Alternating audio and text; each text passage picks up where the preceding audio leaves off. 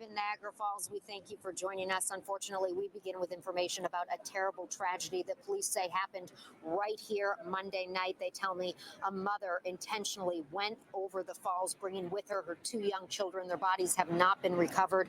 I'm going to show you where they say this happened. We've learned it happened on Luna Island. Now, that's an area connected to Goat Island inside Niagara Falls State Park. It's just a short distance from where I am right now. Police tell us 33-year-old Keonti Means, her 9-year-old, and her 5-month-old went over a safety guardrail and then over the falls. This was on around 9 p.m. Monday, and they heard from numerous witnesses over the past 48 hours.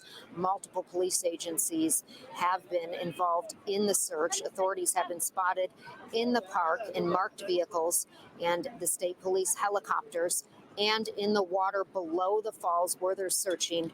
As of tonight, we're told the bodies have not been recovered. And while this tragedy remains under investigation, state police telling me that they have yet to uncover a possible explanation. Everyone always says, is there a red flag or was there a warning, right? We don't see that here. We don't see that warning or that red flag or that indicator that would assume that things have taken a very, long-term turn for the worst. So either something happened suddenly or that's the spotty area that we're not quite sure right now. The best we can do for the families is to, down the road, recover the bodies if we can, and, at least have that closure for the family. The why is going to be a very difficult question for us to ask. Yeah, still early on in the investigation, and Trooper O'Callahan says that the children have different fathers. They tell me both men are cooperating with authorities and have been helpful in the investigation.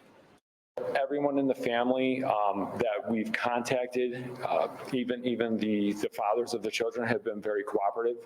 They've been very forward with us with all information, and actually because of that, we're able to kind of speed this up quite a bit on our investigative end. He says officers are interviewing witnesses who were here the night this happened. That was Monday night around 9 p.m. They heard from several people. There are also several cameras around the park here. They're looking at that as well in the investigation. And back here live, you're looking at a live picture of where police say this happened. There has been a lot of talk about mental health today as well. While it's still early on, they don't know what led to this. That is something that we are talking about. And Maki Becker, my colleague, is just feet away from where I am with more on that. Maki. Leah, if you've ever visited Niagara Falls State Park, you've probably seen one of these blue crisis services poles. And in each of these poles, there's a phone. And these phones connect you to a crisis hotline 24 hours a day. I spoke this afternoon with members of the Niagara County Department of Mental Health, and they shared the message with me that no one should ever feel helpless. There's always help on the other side of the line. They also emphasized you do not have to be in a state of crisis to seek out help. So we have the phones that are available in 5 different points at the state park. They're at the Rapids, the Prospect Point, Three Sisters, Luna Island, and Terrapin Point. So if someone is experiencing a crisis, they're contemplating anything about ending their life or just needing some additional support to work through, they can pick up those phones and it dials right into our Niagara County Crisis Services or the 988 line, which we are affiliated with and we do answer. Many of our callers called just to ask questions. They've been feeling anxious, but they're not necessarily in a state of crisis. They've been having some symptoms of depression, or they're seeing something in a loved one. So certainly people are able to reach out and ask those questions long before things get to a crisis stage. And that's okay. That's perfectly okay. So Laura Kellerman tells me that the hotline gets about 2,000 phone calls every month, and most of those are from people who just need some help. Leah? Yeah, police here also telling me that they respond to multiple calls about mental health issues as well, and we want to share some important resources for you. There are numbers that you can call to talk to somebody if you or someone you love is struggling. We have all of this information as well on our website, WKBW.com, as the investigation continues into what led a mother to intentionally, according to police, go over the rails here and over the falls with her 2 young children continues. We will continue to update you. For now, I'm reporting live in Niagara Falls. Leah Lando, 7 News. Jeff. Such a different.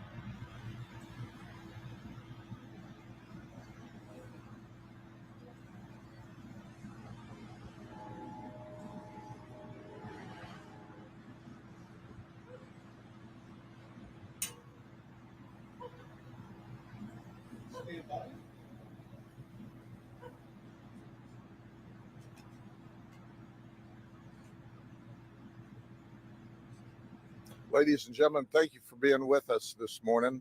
I'm going to give you preliminary information, and let me underscore preliminary, about a horrible tragedy that occurred just earlier this Halloween morning.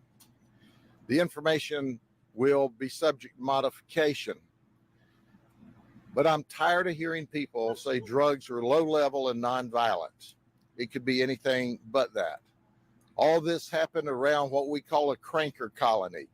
That's right. These folks were all involved in the meth trade. In fact, I want to introduce you to Joshua Clark. He's known as Chop. He's a gang member. In fact, this is a photograph from when he was in state prison.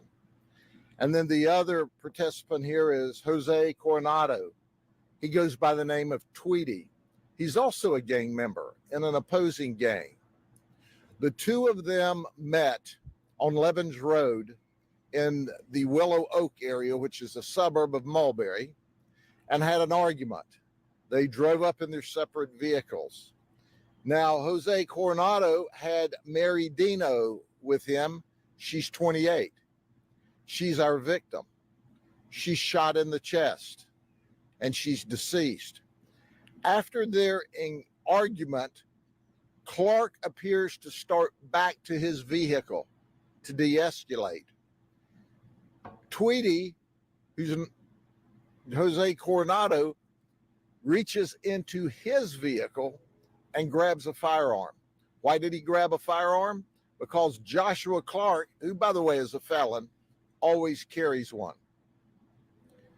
As Coronado grabs his firearm, it discharges, and Mary Dino says, "Bay." And he said, "Are you hit?" And she said, "Yes." He pulls out of the car with his firearm and starts shooting at Joshua Clark, blaming him for the reason that he shot his girlfriend. And then they have a gunfight and they leave.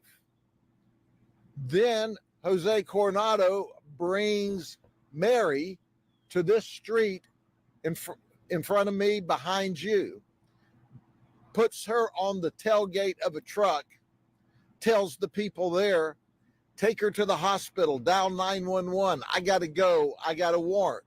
In fact, he does. He's got a failure to appear warrant for trafficking in methamphetamine out of Hillsborough County, and he flees. Our deputies, who are simply the very best, now are on the lookout for this vehicle. And some 20 miles away, we find him, 15 or 20 miles away, on Highway 17, just north of Fort Meade. A pursuit engages between Jose Coronado and his vehicle and our deputies. Our deputies pit the vehicle, run him off of the road, and take him into custody. Joshua Clark is still at large. We don't know where he is. We need to find him. But now what you have is a gunfight after an argument between rival gang members who are all involved in what? In a cranker colony, and Mary is shot in the process. That's the information I have right now. We'll update you as details become more available. The investigation's ongoing. Thank you very much.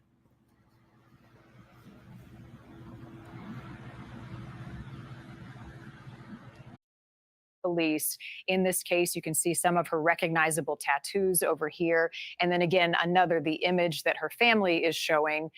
She's 25 years old, a mother of 5, and family and police telling us that they are increasingly concerned for her safety. You can call the Greensboro Police Department or Crime Stoppers at 336-373-1000.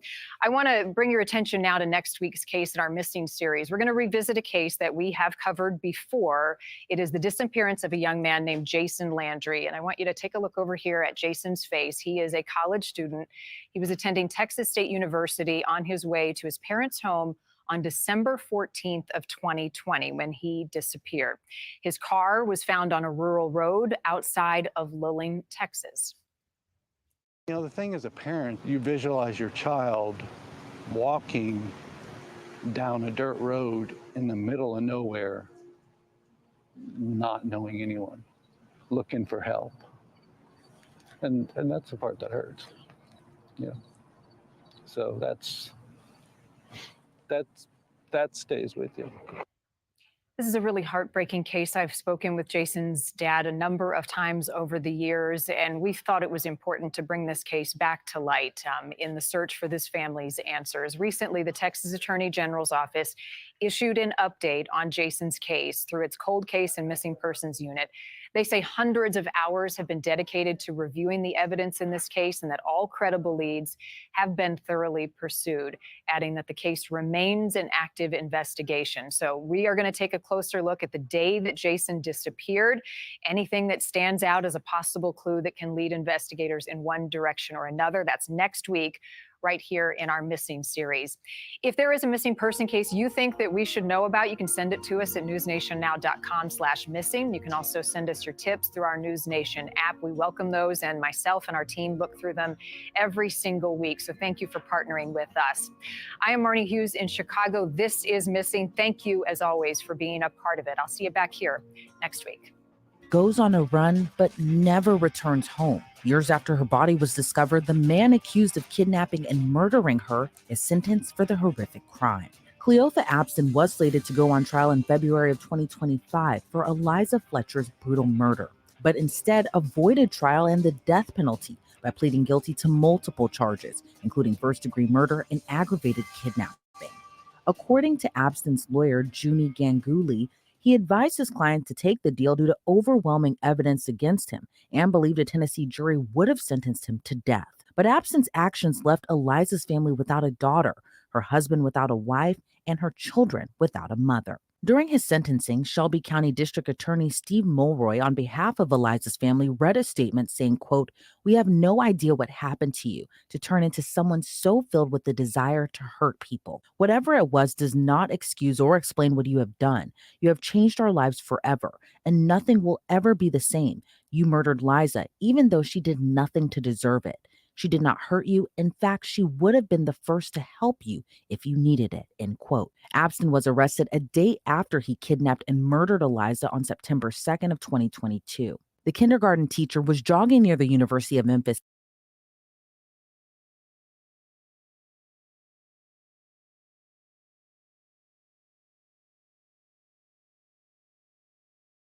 campus early that morning before being chased by a man that was later identified as Abston. Investigators received surveillance footage showing Abston forcing Eliza into the passenger seat of a black SUV, where he remained parked for minutes before driving away.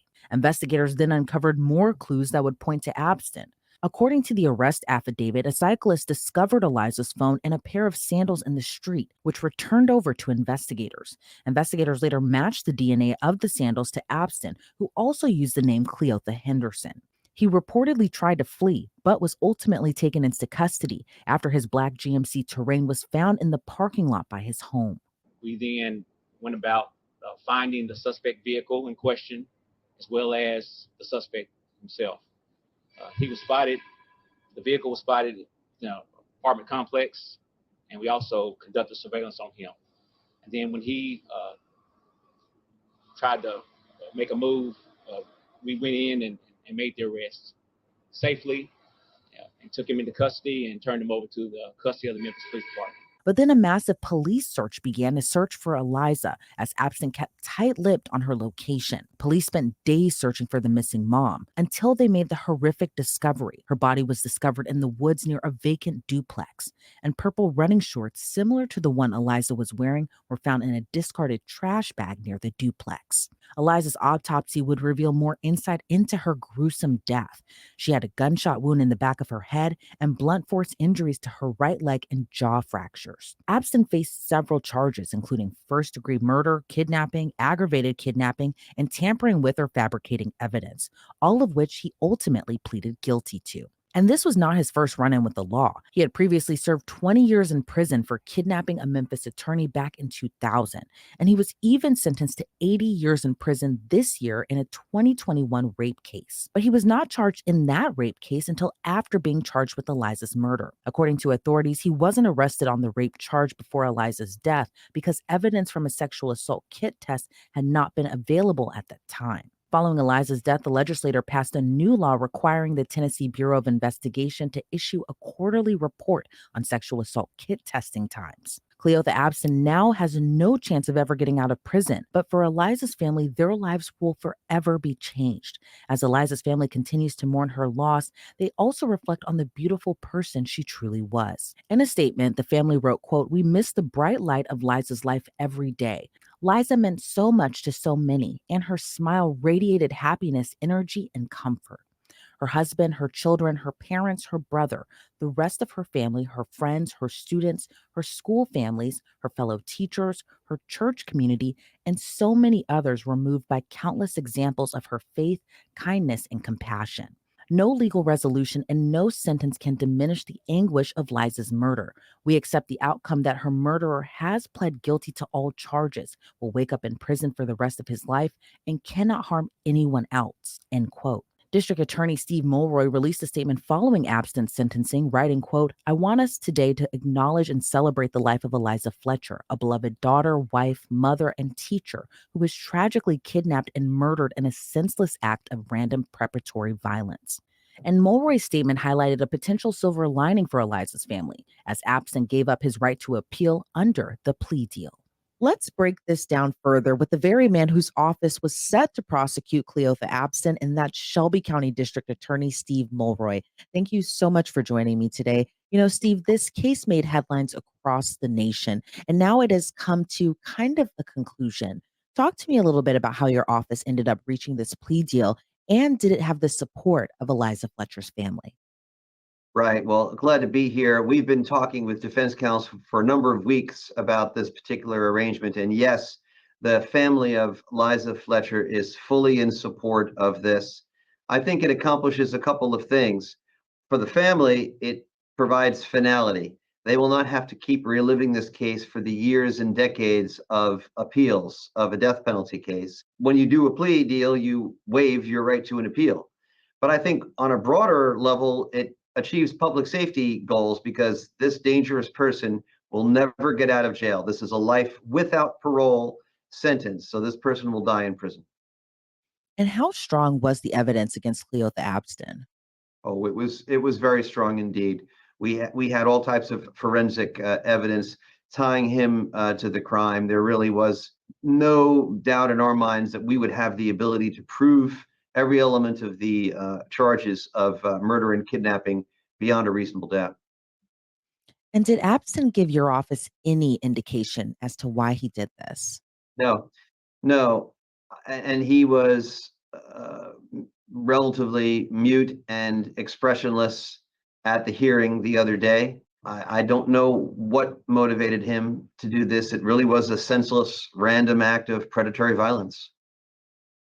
And if you can, kind of take me back to 2022 when your office first learned of the case. You know, I can imagine many people were terrified by this crime, and it can really be a jogger and woman's worst nightmare. You're running by yourself, probably on the route you usually take, and then you're snatched up and killed by a random man. Talk to me a little bit about what it was like kind of taking on this case and what kind of the mood it set for the Shelby County area. Well, this was my first week on the job as a newly elected district attorney. In fact, it was my second day on the job when the crime occurred. And that first weekend, I met with the family while we were still hoping and praying that we might find Liza Fletcher alive. And the public reaction was immediate and unprecedented. There was an outpouring of concern, as you pointed out, about the fact that someone was just jogging and apparently some random stranger did this, but also because Liza Fletcher was a beloved member of the community. As a teacher, she had touched so many lives, and there was real outpouring of concern. Several days later, there was a 4 a.m. vigil run reenacting her route to sort of take back the streets and show that, you know, we're not going to give in to fear. And that has occurred on the anniversary every year since. I think what the public needs to know is they deserve to feel safe jogging, running anywhere, any part of town, any time of day or night. Yeah, and earlier this year, I even spoke with Chief Prosecutor Paul Hagerman, who told me your office has been in constant communication with Liza's family. How are they doing, and how are they kind of healing throughout all of this tragedy for their family? They are doing surprisingly well under the circumstances based on my contacts with various members of the family, including the other day in court. Remarkably resilient and strong. And when they made their written statement in court, which I read to the judge and the court, um, really showing extraordinary grace, even compassion for the defendant, along with a desire to see that he pay for his crime. Yeah, and that statement was just very beautiful, and like you had mentioned as well too, they did show mercy. Is that something that you normally see in the prosecutor's office, a family kind of showing a little bit of leniency, and I say that very lightly, toward the killer of their beloved family member? It's not the norm. I have seen it in other cases. You would be surprised how often that kind of sentiment gets expressed, but it's not at all the norm. And I think this particular case certainly was an outlier in that regard. And just going back to the family, Eliza was a mother of 2 very young children. If you can speak on that, how are her children doing right now? I don't know specifically how the children are doing. I have not been in touch with them. They obviously haven't come to any of the court hearings and or any of the meetings in our office. But my overall sense from my contact with family members, what they have said, and what Paul Hagerman from my office has also said is that the family as a whole is doing as well as can be expected under the circumstances. We're 2 years in, and I think they definitely want to move on with their lives. And I believe that this plea arrangement, this sentence of life without parole, providing that finality, will aid them in doing that. Right. Well, Steve, I really appreciate your insight into this case, and our heart still goes out to Liza's family right now. Before we sign you off, though, is there anything else you would like to add just overall about this case? This case sparked an extraordinary outcry of public concern because of how beloved Liza was in the community and for many other reasons, and it got national and even international attention. But every case is important. We handle, unfortunately, other murders and kidnappings on a regular basis. Each one of them is important, and we're just going to try to do what we can to vigorously prosecute them to, assure that best outcome we can for public safety and here in Memphis and Shelby County. All right, Steve. This announcement is Special Agent in Charge Mark Brutnell of the Tampa Bay Regional Operational Center, Assistant Police Chief Kevin Tyree, and Lieutenant Ken Aspadia. I'll make sure I said that right this time. Aspadia of Seminole Police Department, the Honorable Hillsborough County Sheriff Chad Cronister, the Honorable State Attorney Susie Lopez from the 13th Judicial Circuit, and FBI Special Agent in Charge Matt Fodor of the FBI Tampa Division. And what we're here today is to talk about and announce the arrest of Brian Eckley, who has been charged with 2 counts of making, possessing, throwing, projecting, placing, or discharging any destructive device. Ladies and gentlemen, what you're going to hear from these individuals here behind me is an example of partnership, through the criminal justice community, especially in the Tampa Bay region. And you're also going to see and hear about just good old-fashioned police work, sharing of information between agencies of intelligence, informations on leads, information on response, and information on arrest. So you guys are going to experience a good old gumshoe type police work that we all look and love to hear about. But I want to stress again, this is about a strong partnership in the Tampa Bay region you have here in the criminal justice community. It is a wonderful thing to see. It's a wonderful thing to be part of the state of Florida. Florida is a law and order state. Governor DeSantis and the cabinet and the legislators have all given us every tool and opportunity to make this a law and order state. So I want to thank them personally, and it makes our jobs a whole lot easier when we try to do this and to keep Florida safe. I want to commend the excellent work of FDLE and our partner agencies, investigators and analysts on this case, and the forensic scientists, which is, you're going to hear about that, the forensic scientists for ensuring that this dangerous criminal is taken off our street. Now, without further ado, I'm going to pass this over to Special Agent in Charge, Mark Rootnell, to give you more description of the case. Good morning. Thank you, Commissioner Glass, for the introduction. Before I set the stage on how we got here today, I want to just personally thank the entire investigative team who worked very diligently on this case. We have a few of those members here today. We have Ryan Bailey, we have Sweda, and Dan from our Forensic Services Division here. Great team effort on this case. But also I want to give a big thanks to our State Attorney, Susie Lopez, for her continued support and guidance as this case now moves into the prosecutorial phase.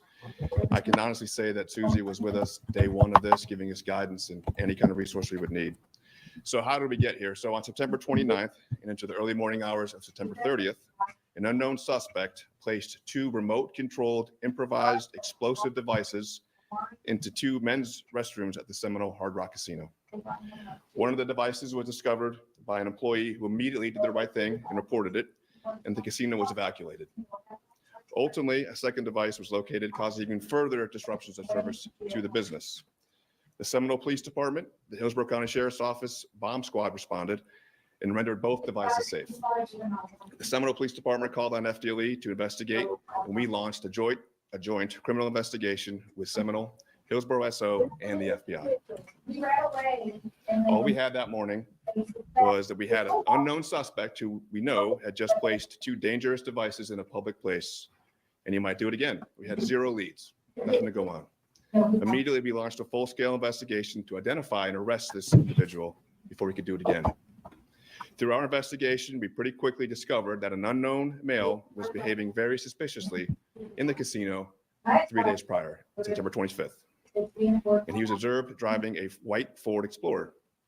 This Explorer had very unique characteristics, which allowed the team to quickly identify the previous owner of that vehicle. As a result of numerous interviews, surveillance, and more importantly, attention to detail, our team was able to determine that Brian Eckley purchased that Explorer under an alias, using a burner cell phone, paying for the car in cash. Agents also learned that Eckley had been arrested by the Hillsborough County Sheriff's Office just 2 days prior, on September 27th, for an aggravated assault with a firearm. This is on the 27th, 2 days prior to the issue at the casino on the 29th. Our team and forensic scientists compared evidence from the 27th arrest for the aggravated assault with a firearm to the forensic evidence we have. No, he said he's getting Mandy in there to magistrate, and then they're going to talk to him and see what he says. I can't underscore enough that this individual, Mr. Eckley, tried everything he could to conceal his identity. He used a mask, as you can see in the photo there. He used an alias. He used several burner cell phones. He used cash transactions. More importantly, the Seminole Hard Rock has a great video system, and you can see him clearly altering the way he walks throughout the casino to try to throw off any sort of lead that we could garner that way. In my 29 years doing this, I got to say that he was very good, but we're better.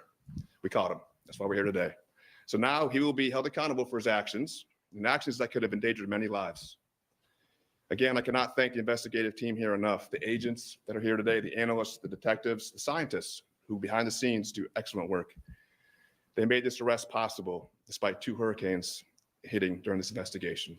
So kind of a ironic twist to the story was this was on September 29th, early into September 30th. He was arrested yesterday, 30 days from the beginning of this to the end. And that's with 2 hurricanes that came through. We've got members on this team that were impacted directly by these hurricanes. And still, with all these issues going on, they were still dedicated to their profession and the pursuit of public safety and justice, and got this guy where he needs to be in custody within 30 days. So now, State Attorney Lopez and her office will continue this great work in the prosecution phase, as they always do. At this point, I'm going to pass it over to Lieutenant Azaria. I probably butchered that. I'm sorry, LT, from the A party in the street right now outside Dodger Stadium. Hundreds of fans gathering there at Sunset Boulevard near Vince Scully Avenue in Echo Park, forming, I guess that's a conga line, really. This is right by the large memorial to Fernando Valenzuela that appeared last week when the Dodger superstar passed away at the age of 73. Friday is his birthday, and that is the day of the parade. We'll have more on that in a few minutes. So many fans wanting to win this series in honor of Fernando, and tonight they did. Another party in the streets of East Los Angeles where thousands flooded into local neighborhood streets to celebrate the Dodgers World Series win. Air 7 capturing many instances of street takeovers, cars spinning out in these crowded intersections. This is dangerous. We saw it happening over and over again. Lots of fireworks being shot off as well. We were live streaming the moment the game was clinched, and Chris Christie was live overhead and Air 7 calling it all. He joins us back live over East LA. How's it look now, Chris?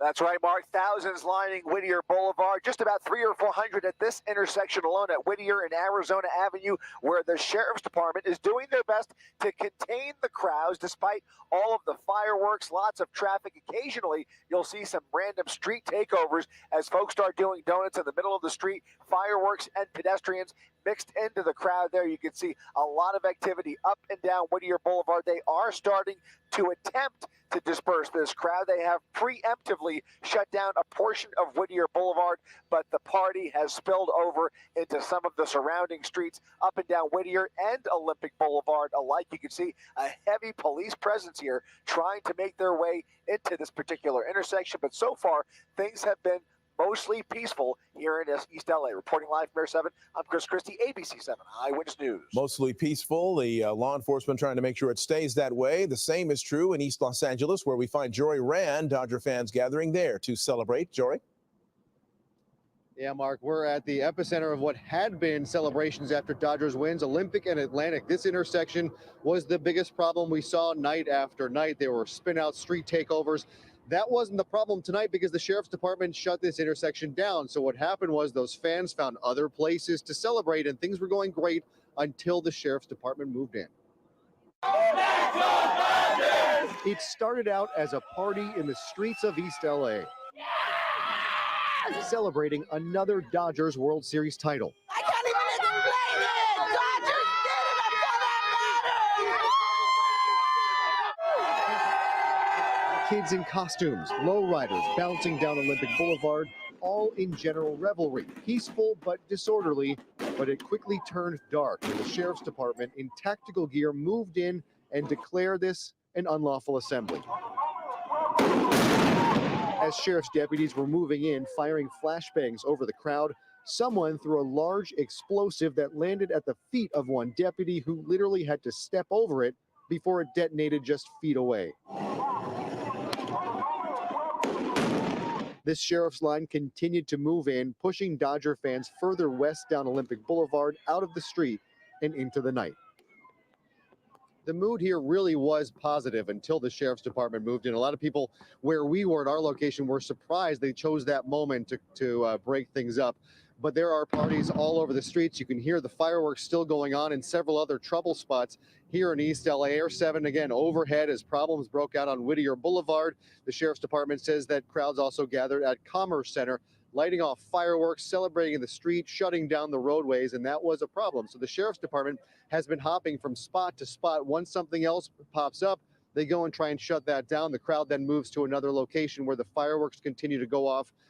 No real intersection, no real street takeovers that we've seen because the Sheriff's Department took that preemptive move of shutting down the hotspots, but these celebrations are still popping up all around town. For the most part, they are peaceful, but the Sheriff's Department working hard to keep it that way. And again, a real dangerous situation here in our intersection where that it looked like an M80 or explosive could have taking off the foot of that sheriff's deputy. For now, we're live in East LA. Jory Rand, ABC 7 Eyewitness News. All right, good afternoon to you. I'm Fox 26 meteorologist Ramisha Shade. It is that time of the afternoon, time to track the tropics, time to hopefully turn the page on all of this action we've had for this 2024 Atlantic Basin hurricane season. We still have about a month to go. Hopefully things will not be too busy, but there's always a chance. Of course, we will continue to give you these updates every afternoon throughout the remaining days of our hurricane season. We've still got about a month to go. Typically November, not that active. However, it's not impossible. We could still have one or two of these tropical systems try to mess with us. So far for this season, it's been a pretty busy and above average season as far as the number of hurricanes and major hurricanes, and a near average season for the number of named storms. However, it is going to continue to be fairly active, potentially across parts of the Caribbean. But of course, we've had 15 named storms. Out of those, 10 have become hurricanes, and out of those, about 4 have become major hurricanes. Of course, some of the worst hurricanes this season so far: Beryl, which was briefly a Category 5, Hurricane Helene, which caused a lot of devastation in the southeast and even up into the mid-Atlantic and Appalachians across the U.S. That was a Category 4 at one point. Kirk, which grew to be a Category 4 hurricane for a brief moment. Also, we had Milton that became a Category 5 before it made landfall in Florida. So we've had several systems. The next name on the list continues to be Patty. Then we'd have Raphael, Sarah, Tony, Valerie, and William. So we've had a pretty active hurricane season. The good news, at least for the last few days, things have kind of calmed down across the Atlantic Ocean, Caribbean Sea, and Gulf of Mexico. At least no named storms at this time. However, there's still the potential that we could have maybe another tropical storm or hurricane developing over the next week. Where could this be? Well, we're not expecting it in the Atlantic. We're not expecting it in the Gulf.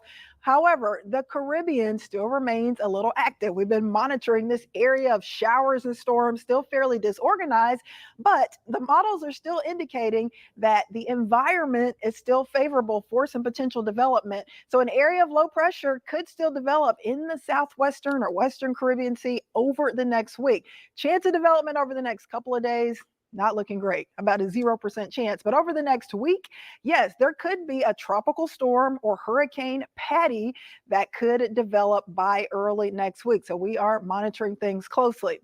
Would it make its way towards Texas or the Houston area? Well, the answer is probably not. That chance of that happening extremely low. However, there could be some big impacts, including the threat for heavy rain, flooding, mudslides for some of those Caribbean islands, especially Haiti, Dominican Republic, Jamaica, maybe parts of Cuba. And some of that tropical moisture could even slide up into parts of the Florida Peninsula. So we've got to watch this very closely. Here is what we're monitoring. It's basically these disorganized showers and storms, basically off of the east coast of Central America. Not really looking that impressive right now. It's not really getting really organized or getting its act together, but we are really looking more towards the weekend and early next week for more of that organization and development. However, there is a medium 40% chance of these showers and storms getting organized and turning into a broad area of low pressure that could get more well-defined by next week. That could become a tropical depression or tropical storm. The area where that could happen would be anywhere in this orange highlighted region. So that is a big chunk of the Caribbean being watched for this potential development right now at a medium chance. You can see Kingston there in Jamaica within that orange highlighted area. So that could be one of those Caribbean islands impacted. Also up towards Haiti, Dominican Republic, and just south of Cuba, we will be monitoring that tropical development. Right now, it hasn't happened, but it is a possibility. Like I said, the chance of it happening in the next couple of days, extremely low.